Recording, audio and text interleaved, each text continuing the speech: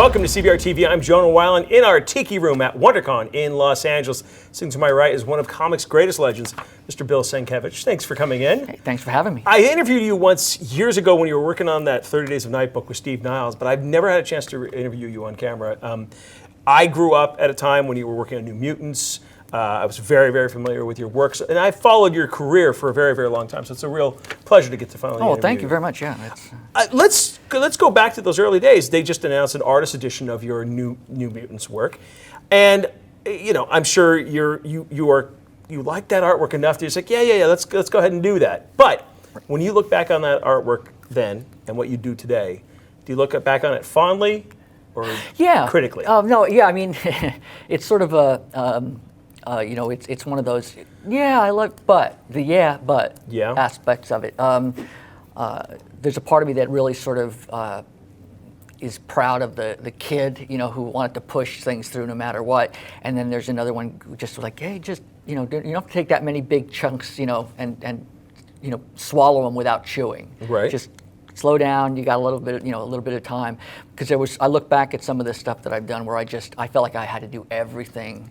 And sort of blow out all the chops immediately, as opposed to parsing them out and letting them sort of breathe a little bit. But no, I look back at that stuff, with a great deal of fondness. The thing is that I sort of feel like that stuff is fine, but I got new stuff I'm doing that I really want to, I'm always sort of looking forward. Right. Also, during that time, of course, you made your name with Electra Assassin. And I think it's fascinating that outside of Electra's creator, Frank Miller, you pretty much are the definitive Electra artist. All these years later, there have been Electra series, Electra's been in the comics many, many times, but your rendition of Electra has definitely survived the ages. Does that surprise you that there hasn't been someone who's kind of joined your ranks with Frank here, you here? You surprised someone hasn't gotten on that podium with you? That's an interesting question. I don't think I've ever been asked that. I feel to say that I don't think about it is it does a disservice to the question. But it's almost like what I'm saying is I accept it. It's very nice that people feel that way. I certainly feel that. Part of the reason might be, in terms of speculation, is that because Frank and I worked so closely on Electra Assassin, it was almost like we had our DNA sort of flowing, through the pages. So in a way, it was like a little bit of osmosis that he, I sort of infected him with the art style, and he sort of did back with the writing. But I've seen other versions of like Moon Knight. I've seen other versions of the New Mutants. And what happens is usually after I'm done with a character, no disrespect to any of the creators who sort of follow on the book, but I tend to stop reading the book because I'm mentally closing the door. I'm done. Sure. I'm on to something else. And I think that like I've seen other versions of Moon Knight, and I never really felt territorial proprietary with Moon Knight. I feel like I knew full well that when I was doing that series, that it was a company's toy and they let me in the sandbox with it, and that once I was done with it, that would be sort of my little bit of the, contribution to whatever it said. So other people coming in when they're making changes, whatever, there's a part of me that might feel a little bit like, interesting, or I wish I had pushed it in that direction. Right. So, but as far as Electra, no, interestingly enough, I do feel a little bit more territorial about her, about her as a character.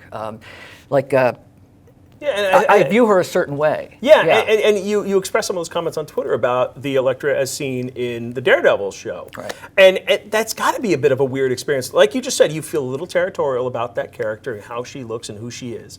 So watching her come alive on the big screen, I would imagine, you can correct me, it's a bit of mixed emotions. You're excited to see this character come alive, right, but maybe it's not the one in your head. And that happens all the time. So getting wedded to any kind of perception or how a character is being done, that's a fool's errand. It's literally, you want to get your heart broken, that's how. But but I sort of just view it as Electra is, when I mentioned, I think on social media, that I view her more as a kind of a Kaiser Soze. She is inscrutable. I mean, I feel like, in some respects, not showing her eyes, she's mysterious.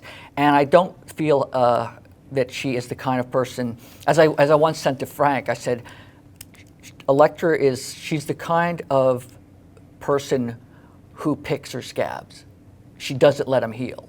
And it's not that she's just sort of like in her element to sort of like be, oh, poor me. I just think that she's been so damaged that I just think that she's got her own motivations and her own essences of certain dark things that she's keeping alive. She's not, I don't view her as somebody who would be a soccer mom or anything like that, or necessarily a parent. I feel like that's a train wreck ready to happen there, Yeah. So, and she certainly wouldn't have a sidekick, a teenage sidekick by any means. Yeah. So, and the ultimate point, to get back to what you're saying, is I don't view her as a supporting character in somebody else's arc. She's the main, as they say in The Yellow Kid, like she's the main guy in this parade, you know. This, if you don't want to address this question, please don't. But how did you feel after you saw the Jennifer Garner Electra movie? I never watched it. You couldn't watch it? No, I mean, Frank, and again, no disrespect to the people who worked on it, because I'm sure that nobody goes into to make a movie that's not successful. But one, I think she's a really talented actress, but I don't think that she's right for that character.